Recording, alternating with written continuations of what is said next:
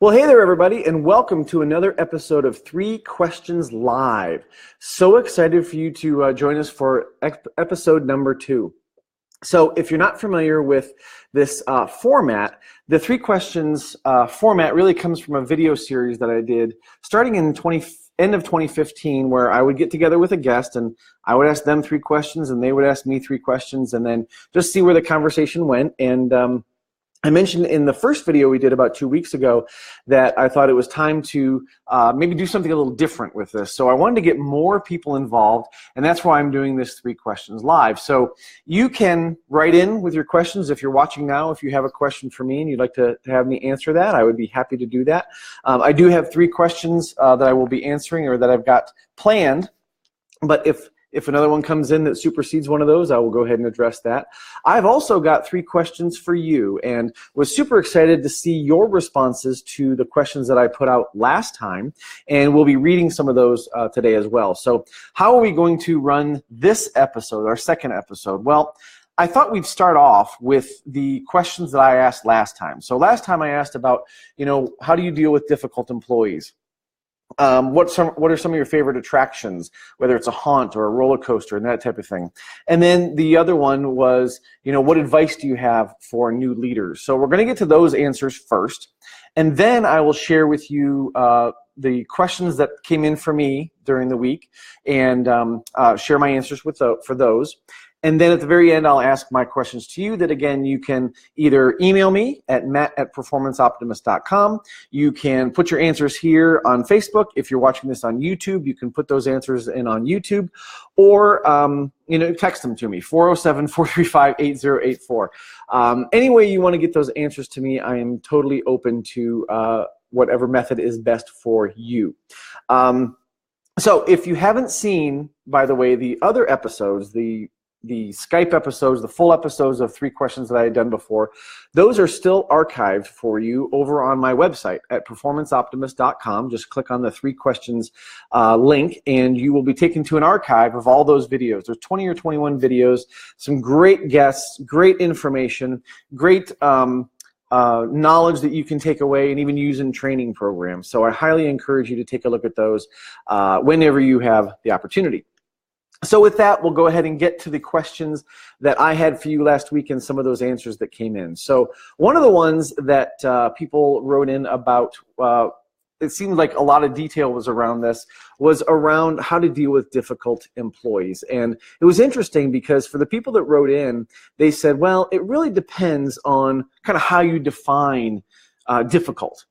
So one of them came in that, kind of encapsulates a lot of the other answers that came in. So I'm just going to go ahead and read this so you can get an idea of kind of what people are talking about. So how to deal with difficult employees. Dealing with difficult employees varies, but it depends on what your definition of difficult is. There it is. I attempt to observe and talk to them as if nothing is wrong when I'm out in the park. I try to compliment them on an aspect of the job they're doing well. Praising employees and telling them why and the impact it has on the spot has proven to be successful when I can give it. However, when I deal with employees who say they want to quit or are upset when certain rules or policy have to be enforced and their attitude brings the team down, I try my best to talk to them individually in the office, which is always a good idea. It isn't always the easiest or most convenient, but I try to diffuse the situation and talk it out in the office.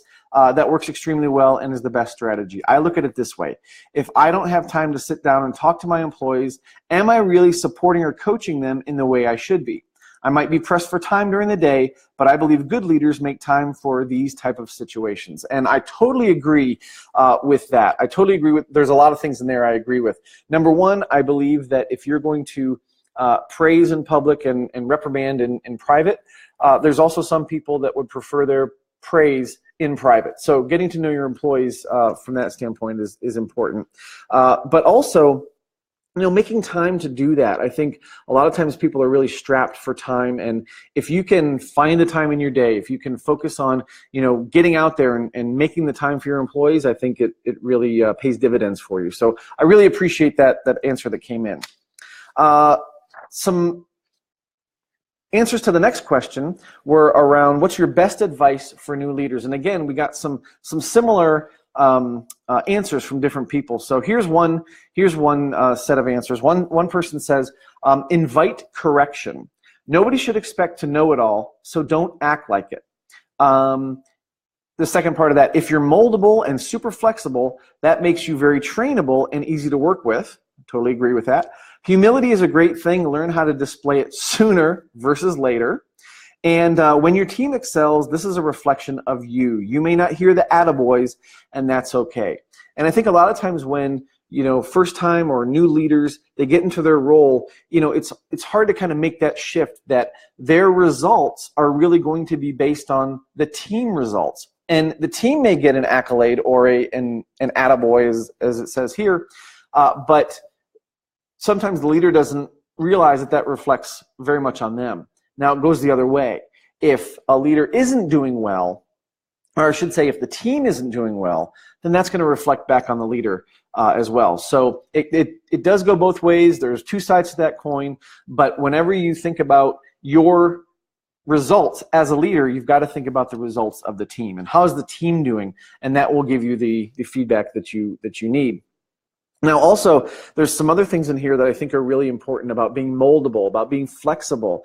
When people get into a leadership role, it's really, unfortunately, easy to think, well, I'm in this role and I know stuff and I'm supposed to do, what my manager tells me and I'm going to go do it. Well, that's great, but we can't be, overconfident when we don't have all the answers, or if we're not trainable, it's going to be really difficult for us to move forward and to develop new skills and those type of things. So totally agree with a lot of those answers. So awesome. So those are the first two, and then the last one, I asked, what was your favorite coaster, attraction, exhibit, or haunt? Got some really great answers. One person who is a wooden coaster fanatic says Waldemere's Ravine Flyer 2, Kennywood's Thunderbolt, Knoebel's Phoenix and Twister, but then he also goes on to say, just about any classic carousel, bumper cars, or Dodge 'em ride. And then another person said Tower of Terror was her favorite, Soarin' and Thunderhead. So, quite a few different attractions there. Another person said, when I go to a haunt, he says, I don't really necessarily remember all the names of the haunts, but the ones that, kind of catch me off guard, those are the ones that I tend to gravitate toward the most. So awesome. So thank you again for sending in those answers. I will ask you 3 more questions at the end of the episode, so feel free to send in more answers. Again, you can email them to me at matt@performanceoptimist.com. You can put them here in the comments if you're watching on Facebook or YouTube. Any way that is easiest for you, go ahead and do that with your answers. All right, so let's go ahead and get to the answer, or the questions that people had for me. So the first question that I get quite a bit is about team building activities, and people will ask me, hey, Matt, I've got this meeting coming up, I've got something going on, I need a team building activity. And if you've been one of those people that have asked that, you know that I usually ask you a question back before I give you an activity. And that question usually is, what do you need it for? What's the purpose? What's the goal? What are you trying to achieve with this team building activity? Because generally what we find is when we have a team building activity that is just about the activity, it generally doesn't produce the results that we want. It doesn't build the team like we want it to. In fact, for an effective activity of any sort to be effective, there has to be sort of a build up to it. We have to understand why we're doing it. Then we have to do it, and it has to be effective.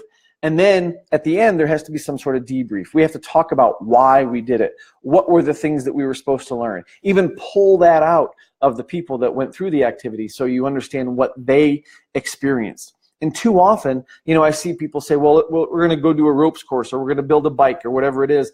And that's fine. And it could be a great meeting energizer. It could be a fantastic way to build a little bit of camaraderie at that time, but it may not have the team building effect that you want. Now, one thing that I've noticed over the years is that teamwork and team effectiveness and team cohesion really stems from communication. So if you really want to focus on teamwork, if you really want to focus on getting people to be on the same page, we have to start with communication. So any activity that you have, any practical practice that you're having people go through has to have some sort of communication factor. Otherwise, you're probably not going to get the results that you want. The other thing that I would like to say about any kind of activity, whether it's during a training program or it's a team building, is that not only do you have to have a reason to do it, but if there's a reason not to do it, then don't. And what I mean by that is if you're doing something in a larger program and you've got this great activity that you want to put in there, but it just doesn't fit, then you have to edit it out. You can't use it. If it doesn't help you move your material forward, if it doesn't help you get the point across that you want to get across, then don't use it. Save it for something else. Now, there are a lot of activities that can be multiple things on multiple levels, can get multiple messages across. Fantastic. Those are great. But again, if it doesn't fit, if you can't get the message out of it that you need, then edit it out. Use it for something else. Keep it in the file, but don't use it there. You're much better off keeping things simple or not doing that activity rather than doing something that just doesn't fit. And then you leave your folks going, oh, what the heck? Why do we do that? I don't understand. Okay, so again, just learn about editing when it comes to the activities that you might be doing. And then when it comes to team building, again, it's got to be something that you kind of build up, you do it, and then you debrief at the end. The other question that I've gotten, actually this week I got this question, was about stories that I tell. And you know, I've had this before, and again this week somebody asked, hey, can you tell me or retell me the story that you told in a training class?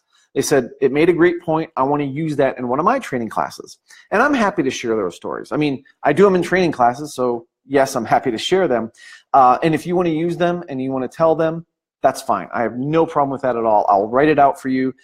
Not a problem at all. However, I would challenge you to find your own stories. And if you think about your experience as an employee, your experience as a leader, your experience as a consumer, you've probably got stories that you can tell, whether it's about customer service or it's communication or people working together as a team or not working together as a team. You have got probably a treasure trove of stories that you could probably think of. Now, just like team building activities, they have to sort of be built up to, and then you tell the story, and then you debrief and you talk about why you told the story.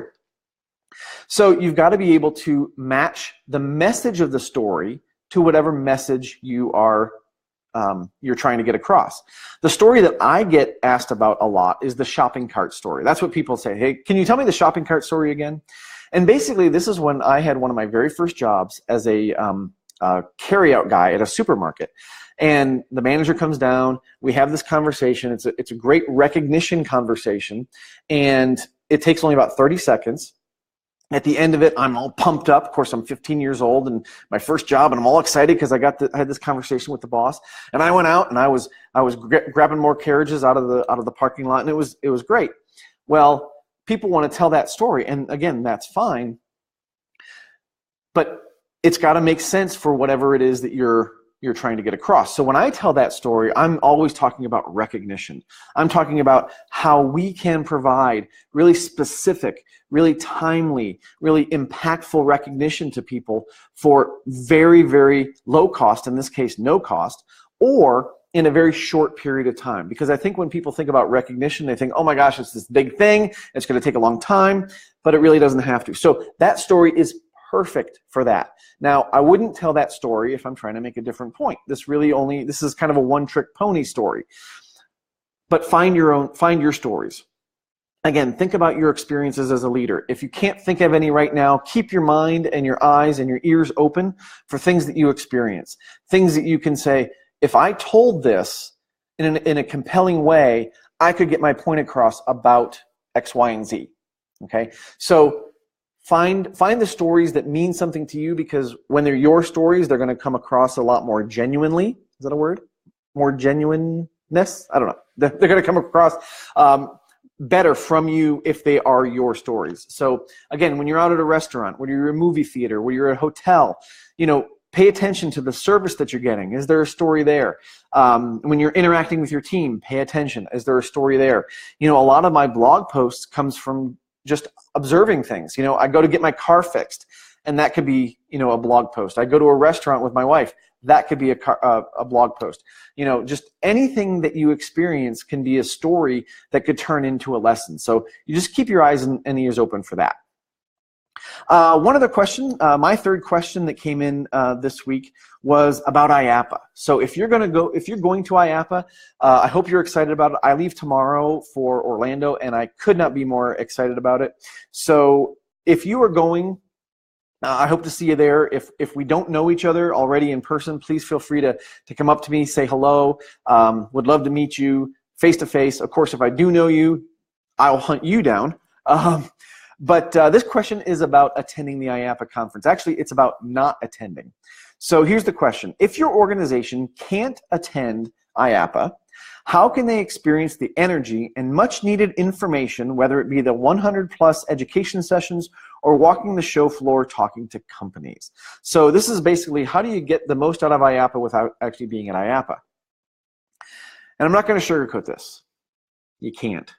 You just can't. There is something special. There's something palpable about being in the same airspace as 30,000 people who share your beliefs, who believe in the same thing that you do, that want to provide a great guest experience, who want to provide the best for their employees, who are all about fun and creating wonderful memories. There is just something unspeakably wonderful about that, and you can't duplicate that. If you're not there, you're just not going to be able to experience that. Now, that doesn't mean that you can't get some benefit from the IAAPA conference, even if you're not going there.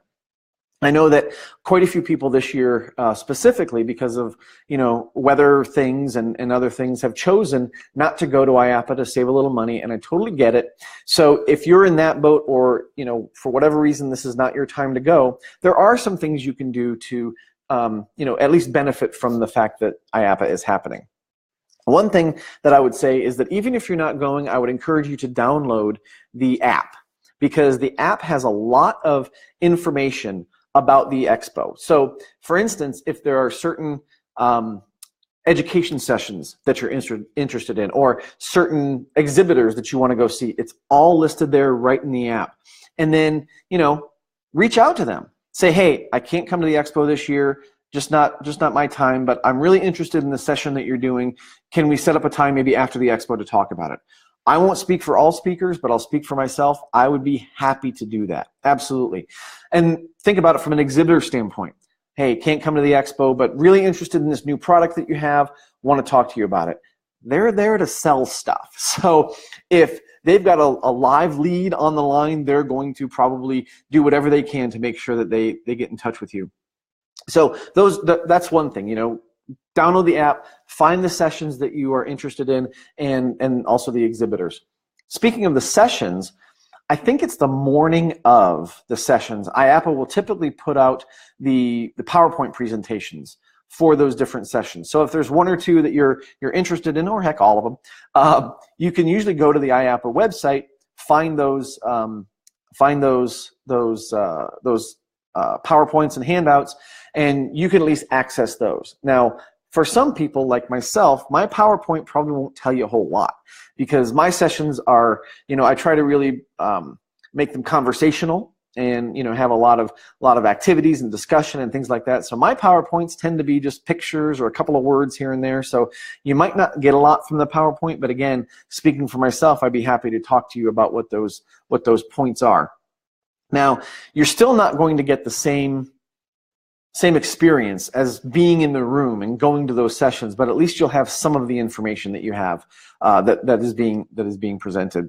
I would also say that if you're on social media, you're on something right now, you're either on Facebook or YouTube, follow along with the hashtag IAE17, because that's what IAAPA is asking people to tag their photos and videos of, whether it's Twitter or LinkedIn, Facebook, Instagram. So make sure that you're following that hashtag, or go in and search for it, because you'll get to see not only what IAAPA is posting, but what everybody else is posting. And you can, see what happened at events and see what people are talking about and the new products and all that kind of stuff. So that's another way you can kind of get a feeling for what's going on there without actually being there.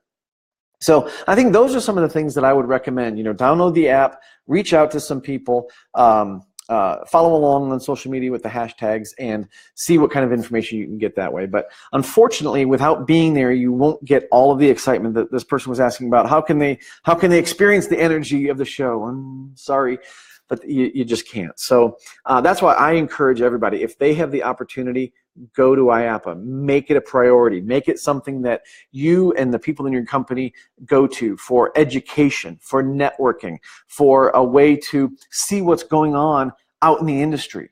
So often we get siloed. We're so focused on our own business that we forget that there's this whole big industry out there. And there's one thing that I've learned about just about everybody in this industry is they love to share. So you get in a room with folks at IAAPA and you're going to learn so much.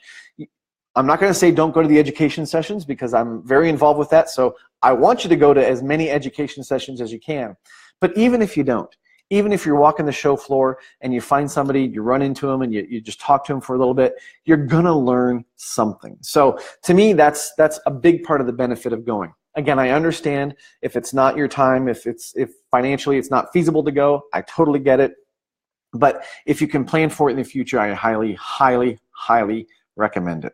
All right, so those were the 3 questions that I had that came in for me. Now I've got 3 questions for you that I would love to hear your input back so that we can share these answers on the next episode. So here they are. The first one is actually for people who interview potential applicants, which could be all of you, could be some of you. But I'd love to hear about your favorite interview questions. Are they real practical questions, or are they behavioral questions? Like, tell me about a time when, that type of thing. Or is it completely off the wall? Like, what's the most important part of a pizza? Are you trying to see how well they're going to fit in with the team, or see how well they can communicate? What are you going for? So I'd love to hear some of your favorite interview questions for an applicant. The next one is sort of similar, but it's about how to get to know a new team. So actually there's a gentleman that I'm working with right now in one of my programs who asked this of our small group, and I thought this would be great to kind of put out to the larger group. And that is, he just took over a new team. He's, wants to get up to speed quickly. So he asked us, what's the best way to get to know a new team? Now, he's new to the company. He's new to the area of the country. And certainly new to the team members that he's working with. So what have you found a good way to get to know your team is, and do it in a quick way? And then the last question I have for you is kind of a beach ball question, but just to kind of hear about some of the folks that are out there and what your tastes are. So this is sort of the desert island question. So if you were on a desert island and you could watch one movie, take one TV show or one book with you, what would that be? One movie, one TV show, one book to a desert island, what would that be? So again, feel free to shoot me an email at matt@performanceoptimist.com if you'd like to answer any of those questions. Again, you can also put your questions in the comments, or your answers in the comments.